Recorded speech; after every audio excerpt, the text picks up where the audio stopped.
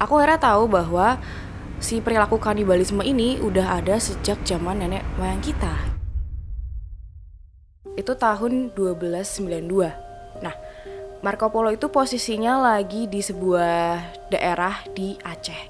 Dan di sana dia tuh ngeliat sendiri masyarakat kanibal itu makan kerabatnya yang sakit dan emang tinggal menunggu waktu aja. Jadi emang bakalan meninggal. Nanti setelah prosesinya selesai, itu si kerabatnya ini dagingnya akan dimasak. Setelah dimasak, itu akan dimakan bareng-bareng sama seluruh kerabatnya. Dan itu harus sampai habis.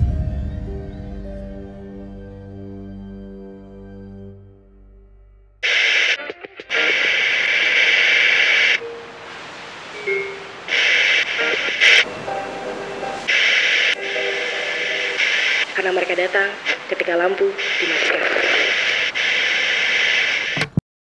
Prita dan Aldo kembali menemani kalian di Kelam karena mereka datang ketika lampu dimatikan.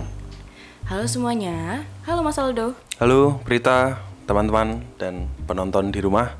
Bagaimana kabarnya? Sepertinya selalu baik-baik saja ya. Amin. Kalau aku malah lagi bosen. Tau gak sih, aku mau nanya pendapat kamu deh sama teman-teman. Kenapa tuh? Uninspired tuh loh. Oh, Kayak tidak ya, inspiratif ya? Iya. Karena? Gak tahu ya, aku tuh akhir-akhir ini lagi sering scrolling TikTok, YouTube, terus Instagram gitu-gitu aja. Terus sebenarnya berharap menemukan konten-konten yang inspiratif juga sih. Cuman mungkin belum nyangkut di FYP ku aja ya. Biasanya tuh isinya kayak workout, terus isinya makan-makan yang masak-masak tuh loh, tau gak sih? Terus aku save-savein tapi gak pernah dimasak, nggak bisa dicoba. Itu kayak problem semua resep orang. Makanan gitu ya. Sebenarnya kalau yang kayak makan gitu kan, masak-masak, aku tuh ada yang suka Uncle Roger namanya. Itu apa? Dia tuh orang Cina kan, dia tuh kayak suka nge-review makanan tapi khusus Asian cuisine tuh loh. Jadi kayak dia tuh akan ngejek terus bakal bilang not approve kalau misalnya masakannya nggak oke loh. Nah, aku suka konten makan atau masakan mukbang kayak itu tuh yang seperti itu. Oh, itu mukbang hitungannya ya? Dia makannya dalam jumlah banyak berarti? Enggak juga ya? Dia akan nge-review orang yang mukbang. Oh, dia tapi akan dianya sendiri enggak. Oh, dianya sendiri enggak? Dianya sendiri enggak. Lucu. Jadi dia tuh malah ngeritik orang-orang yang mukbang gitu karena ini kayak disebut ini makanan yang bisa kamu makan sekali karena habis itu kamu serangan jantung. Karena terlalu banyak langsung minyak. Langsung ya. Lucu ya, tuh. Itu kayak mengingatkan dengan cara yang agresif aja kan sebenarnya. Tapi kamu udah tahu belum sih yang sekarang ini kalau konten kreator mukbang di Indonesia tuh nambah? Itu kemarin ramai beritanya. Langsung banyak banget portal berita tuh menceritakan. Terus akhirnya pada kayak kilas balik juga kan. The one and only Pak Sumanto. Yes. Tapi aku nggak. Tapi apa? Mukbangnya masakan beneran kan? Maksudnya makanan beneran? Beneran dong. Kalau ini beneran. Cuman kan aku gak begitu familiar ya sama kasusnya. Aku cuma tahu gambarannya kan tuh. Soalnya tuh di masa-masa segitu kayak aku baru lahir deh. Itu pas-pasan aku baru kan. Kalau kamu udah agak gede tuh loh, Mas. Aku inget kok waktu kasusnya Sumanto itu viral. Bukan viral ya dulu bahasanya, maksudnya kayak jadi perbincangan di seluruh Indonesia itu kan karena ada jenazah yang hilang tuh di kampungnya. Seorang nenek berusia 81 tahun kalau nggak salah waktu itu, dan itu kejadian tahun 2004 kali ya? Emang iya, kayaknya di bawah deh. Kalau 2004 aku udah cukup gede tuh buat tahu. Ya, circa segitulah pokoknya. Kayaknya agak lebih early lagi deh, 2001 sih ingat. Ya, sekitaran itulah. Dan itu kan kayak orang-orang jadi bertanya-tanya dong. Loh, ini kenapa kok jenazahnya bisa sampai hilang?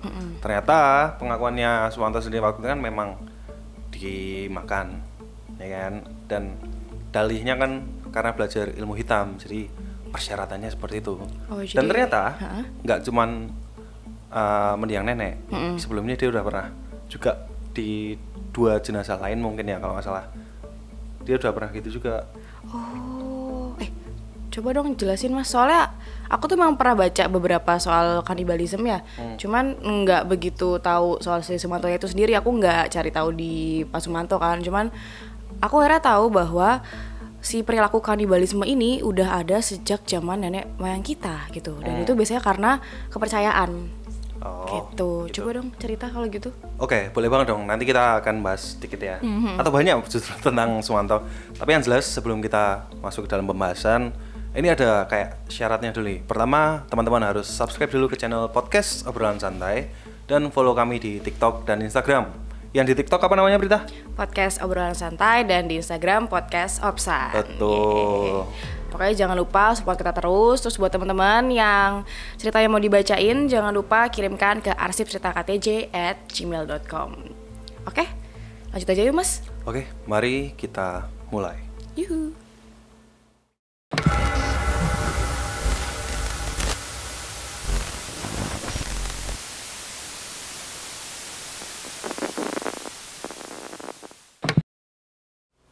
Seperti yang tadi aku bilang di awal, aksi Sumanto itu berhenti setelah ada laporan tentang hilangnya jenazah nenek yang baru beberapa jam disemayamkan.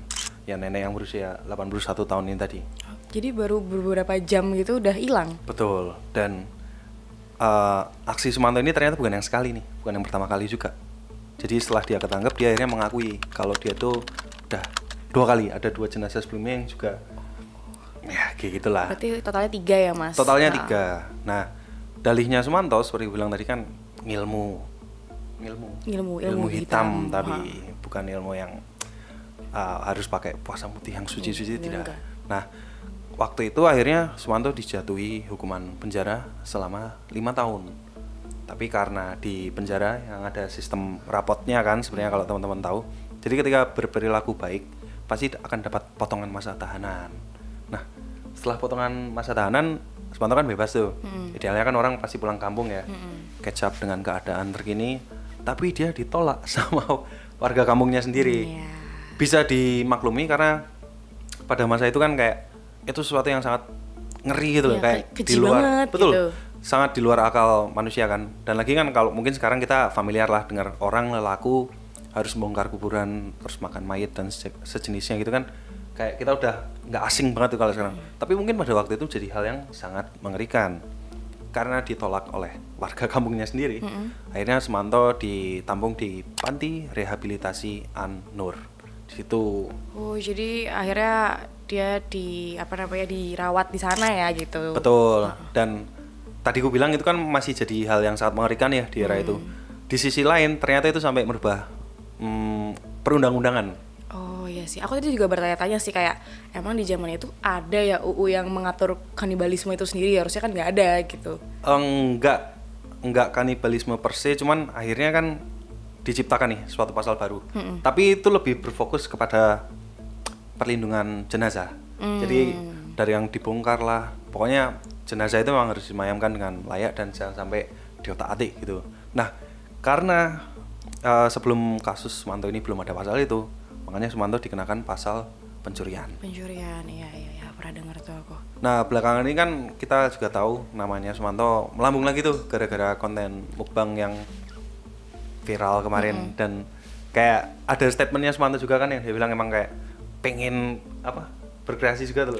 Ada di salah satu portal berita menceritakan motivasinya itu apa sebetulnya kayak itu. Tapi turut senang juga sih Mas, maksudnya kayak ya sudah Pak Sumanto sudah bertobat bisa kita bilang, terus ya ingin muncul lagi ke masyarakat gitu dengan brand new Pak Sumanto gitu. Jadi aku malah hopeful dan ya support lah decision ini kayak ya, dan aku memang lihat bahwa di kolom komentar tuh orang-orang responnya positif tuh loh, yang kayak Pak Sumanto alhamdulillah pada gitu kan. Jadi ya that's a good thing juga. Jadi mungkin kita highlight bagian positifnya ya dari kejadian ini kan. Ya sepakat sih dengan penerimaan netizen Indonesia ya, kayak boleh dibilang netizen Indo kan beringas ya. Iya, cuman pada kesempatan yang ini bisa sama-sama sepakat untuk kayak ikut lega ikut senang juga tuh dengan ya andilnya Pak Sumanto berusaha untuk jadi konten kreator juga ya.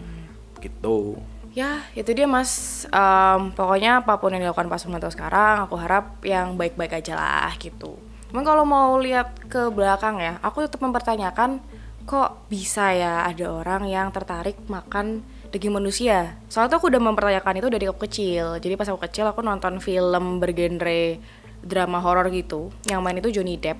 judulnya tuh Sweeney Todd. Itu sekitar tahun 2007 pokoknya. Mungkin beberapa ada yang pernah nonton juga. Dan di umur segitu tuh aku nonton kayak cukup traumatis tuh loh akunya tuh cukup traumatis karena yang di film apa horor banget. Gimana nggak horor? Dia tukang cukur nih, Johnny Depp tukang cukur. Terus nanti kalau ada pelanggan datang, kan kalau tukang cukur kan kita mundur ke belakang gini nih. Itu nanti kalau udah digor. Terus kayak dia tuh ada pintu bawah rahasia. Itu tuh nanti jenazahnya ke bawah situ, sliding ke bawah, terus ada kayak tempat pembakaran api buat masak-masak gitu. Nah, itu nanti si daging manusianya ini dipakai buat bikin pie. Yang mana pie-nya itu ada dipasok ke kedainya mitranya si Johnny Depp ini lah ceritanya. Namanya Nyonya Lovett kayak gitu. Dan orang-orang pada doyan. Orang di sana pada doyan karena mereka nggak tahu itu tuh daging manusia gitu. Kan ya ini gak yang kanibalisme sih sebenarnya hitungannya kan, tapi tetap aja kayak the idea of makan dagingnya itu sendiri. Iya sih, bisa dibilang kalau itu nggak pure kanibalisme ya. Dan film Sweeney Todd, The Demon Barber of Fleet Street yang tadi kamu sebut, itu satu dari sekian film barat yang punya penggambaran kanibalisme sesungguhnya. Jadi itu kayak udah jadi konsumsi Publik? Bukan konsumsi publik, maksudnya konsumsi visual yang banyak banget variannya. Dan memang orang-orang itu sebenarnya kan nggak sadar juga ya kalau yang mereka suguhkan itu ternyata pie daging manusia. Dan banyak format serupa yang diceritakan bahkan based on true story. Itu tuh memang ada orang, salah satu tokoh yang dia juga menjual makanan ngakunya daging hewan gitu kan, hewan ternak kan, tapi itu ternyata daging manusia. Mungkin bisa dibahas di episode selanjutnya. Oh bisa betul. Tapi tetap aja sih ya the idea of makan daging itu tadi yang gue bilang ya tetap aja mengerikan tuh. Dan akhirnya aku mencoba mencari lebih dalam sih mas. Kayak aku pengen paham si kanibalismenya itu sendiri kan. Terus aku nemu tuh artikel dari Historia.id tahun 2013. Nah di situ diceritain kalau ternyata Marco Polo tuh mencatat pas perjalanannya dia di Nusantara pada saat itu ya, itu tahun 1292. Nah, Marco Polo itu posisinya lagi di sebuah daerah di Aceh. Dan di sana dia tuh ngeliat sendiri masyarakat kanibal itu makan kerabatnya yang sakit dan emang tinggal menunggu waktu aja. Jadi emang bakalan meninggal. Di sana itu memang kepercayaannya adalah ketika ada orang sakit, kita itu harus memanggil seorang penyihir. Nah, penyihirnya ini yang bertugas untuk menentukan apakah orang ini bakalan meninggal setelahnya atau tidak gitu. Jadi kalau si penyihir ini bilang, "Oh, ini meninggal." Ya udah, berarti mereka akan memanggil ahli yang lain. Gitu. Jadi adalah ahli yang akan kerabatnya sendiri. Nanti setelah prosesinya selesai, itu si kerabatnya ini dagingnya akan dimasak. Setelah dimasak itu akan dimakan bareng-bareng sama seluruh kerabatnya. Dan itu harus sampai habis. Jadi seluruh anggota badannya itu harus dimakan juga mas, gak terkecuali. Karena mereka percaya kalau misalnya ada yang tersisa gak dimakan atau yang pokoknya pada gak mau makan, itu nanti bisa jadi kemalangan buat mereka tuh loh. Bisa jadi dosa besar dan datangin kesengsaraan buat mereka. Jadi emang pada dasarnya di sejarah kita sendiri ya, nenek moyang kita tuh udah melakukan hal itu gitu. Tapi ini kan atas dasar kepercayaan berarti ya. Seperti yang kamu bilang memang apa ya, kayak kanibalisme itu pada saat itu kan dibenarkan, dilazimkan karena alasan kepercayaan. Tapi sebetulnya kanibalisme itu akan punya banyak dorongan atau motivasinya ya. Ya salah satu mungkin kepercayaan seperti yang tadi kamu bilang juga kan. Tradisi yang mengakar dan kebetulan di Indonesia kan mungkin nggak cuman yang diceritain sama Marco Polo ya, tapi ada di banyak lagi yang pelosok lain Nusantara gitu. itu sebenarnya ada banyak juga. Lalu yang kedua itu survival. Jadi aku lupa filmnya apa, cuman itu tuh memang based on true events yang mana pesawat kecelakaan di Society of Snow. Itu kutub utara atau kutub selatan. Jadi kayak survivornya itu akhirnya bertahan hidup dengan cara memakan daging dari rekanannya yang sudah meninggal. Tapi ini tidak melibatkan pembunuhan ya. Memang karena sudah meninggal dan ya nggak ada cara lain untuk bertahan hidup ya, akhirnya dimakan. Lalu ada gangguan psikologis. Jadi kayak ya itu kan misteri ya sebenarnya pikiran dan hati orang itu kayak gimana. Jadi bisa jadi kayak itu. Lalu yang terakhir fetish, ya, kecenderungan untuk menikmati itu ya sebenarnya. Cuman untuk beberapa contoh, mungkin teman-teman familiar dengan nama Jeffrey Dahmer, seorang serial killer juga dari Amerika. Itu kan alasan dia menculik, membunuh, dan akhirnya memakan korbannya itu karena dia tuh punya attachment issue dengan korban-korbannya. Dia kan selalu yang diculik kebanyakan laki-laki kan ya, dan di bawah umur juga kalau nggak salah. Itu tuh karena dia punya kesenangan loh dengan anak-anak yang sama jenis juga. Jadi dia nggak mau ditinggalkan, dan caranya untuk dia ya, untuk selalu bersama adalah dengan memakan korbannya. Jadi kayak mendominasi si orangnya itu kan sebenarnya gitu. Betul. Nah, Jeffrey Dahmer ini bisa dibilang seorang yang punya gangguan psikologis sedari kecil karena punya background yang ini ya dia tahu. Punya background yang sangat traumatis. Lalu ada satu lagi, ini orang Jepang. Siapa ya namanya ya? Issei Sagawa. Issei-nya doang aku ini kayaknya itu Issei Sagawa. Nah, Issei Sagawa ini karena fetish, jadi menikmati. Jadi kayak mungkin teman-teman suka makan bakso atau mie ayam, itu kan karena memang kesukaan, punya passionate atau dorongan untuk makan itu karena memang meyakini itu makanan yang enak. Nah, sama halnya dengan Issei Sagawa ini, dia meyakini bahwa daging manusia itu enak. Aku mencengangkan aja sih, kayak kok ada ya gitu. Mencengangkan. Iya, mencengangkan, bener kan? Mencengangkan. Tapi tetap sih memang kan pada akhirnya mereka sendiri merasa apa yang mereka lakukan itu tidak salah gitu kan. Dia balik lagi karena background masing-masing gitu. Dan berarti mereka sebenarnya menikmati. Ya balik lagi karena mereka nggak tahu itu salah. Kecuali mungkin yang survival ya. Itu pasti kan bakal gontok-gontokan dengan apa hati nurani kan. Betul. Cuman nggak ada pilihan lain. Aku kelaparan gitu kan. Dan ini tambahan doang sih, kayak ada cerita lain yang dia tuh makan anggota tubuhnya sendiri. Karena dia lagi survival. Karena survival. Jadi dia bawa pisau terus nyongkelin gitu. Tapi lagi-lagi nih buat episode selanjutnya aja. Ya, setuju sih. Tapi di episode berikut-berikut aja ya Mas, kita tampung dulu. Nah, balik lagi ya. Ini kan tadi yang kamu sebut itu kan tokoh-tokoh yang dari luar negeri ya. Cuman kalau kita lihat ke dalam dulu ya, ke Indonesia sendiri ya, itu masih banyak loh juga suku-suku yang menerapkan kanibalisme. Iya, jadi kayak ini sih, ada beberapa suku yang masih terasingkan, terisolasi lah dari dunia sampai hari ini. Terus itu kebanyakan di Papua. Nah, yang mau aku bahas ini adalah suku Korowai dan suku Kombai. Nah, mereka ini tuh akan makan sesamanya manusia itu sebagai bentuk hukuman. Jadi emang ini tuh berkaitan dengan sistem peradilan mereka. Yang menarik tuh karena biasanya kan itu survival, terus fetish, maksudnya bukan hal-hal yang berbau dengan hukum tuh loh. Tapi ini ternyata ya kepercayaan mereka, tapi di lini hukum gitu. Jadi bukan berarti mereka akan makan tubuh temannya sendiri apapun kerabatnya sendiri out of nowhere gitu sehari-hari, enggak juga. Mereka tetap kayak misalnya makan kuskus lah, tetap sagu lah seperti pada umumnya gitu. Cuman mereka akan memakan daging temannya ketika ada perbuatan yang salah gitu. Dan memang mereka tuh disebut-sebut sebagai salah satu suku-suku tertua dari zaman batu yang masih ada hingga saat ini. Mereka pun tinggalnya di tempat yang kalau aku bilang ya nggak umum karena di atas pohon Mas. Mereka tinggal di atas pohon, jadi bikin rumah pohon gitu, bikin rumah pohon. Dan sebenarnya posisi mereka sendiri dua suku ini tuh tetanggaan juga gitu. Secara geografis mereka tuh deketan lah gitu daerahnya. Jadi memang mereka sama-sama tipenya tipe rumah pohon gitu. Terus ya udah. Tapi sebenarnya itu emang demi keamanan sih rumah pohon tuh. Ya sih ya. Tapi kalau bisa ambruk? Enggak, maksudnya binatang buas. Kalau itu ya sih benar-benar daripada dibawa terus daripada diserang diseruduk harimau gitu. Ini aku juga asumsi aja ya. Ya tapi logikanya sih kayak gitu sih ya, setuju. Jadi itu masuk di hukum adatnya ya berarti? Hukum adatnya mereka.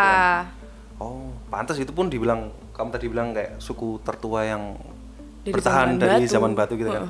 Karena aku pernah baca, bisa dikoreksi jika salah. Pada dasarnya tuh suku-suku di Papua banyak yang kanibal.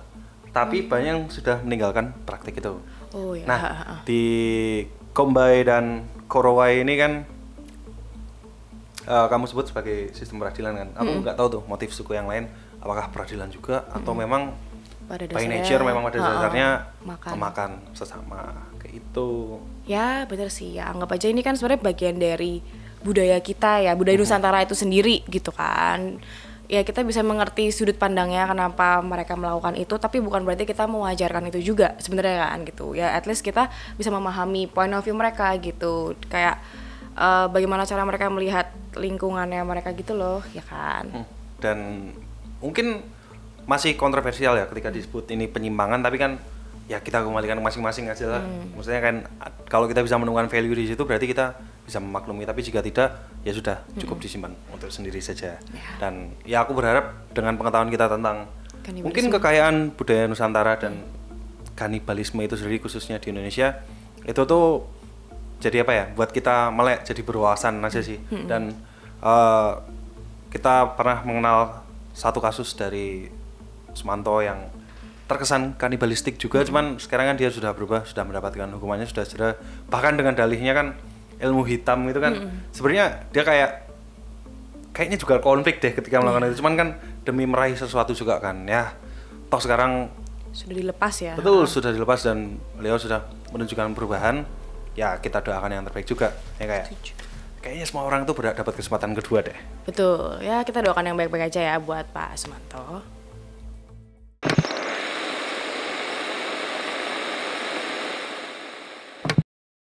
Itu dia teman-teman obrolan kelam kita hari ini. Pokoknya seru ya Mas, banyak fun fact dan ya bikin melek aja sih, kayak oh ada ini toh kayak gitu. Creepy sih sebenarnya, cuman ya itu tadi benar kata berita, kita malah jadi dapat ide konten lain tentang survival, sejarah nenek moyang dan kasus-kasus kanibalisme di lainnya ya. Menarik sih. Pokoknya buat teman-teman mungkin ada ide lain buat kita, silakan tulis di kolom komentar. Terus habis itu seperti biasa jangan lupa subscribe kita ya. Dan pokoknya sampai jumpa di episode selanjutnya. Karena mereka datang ketika lampu dimatikan.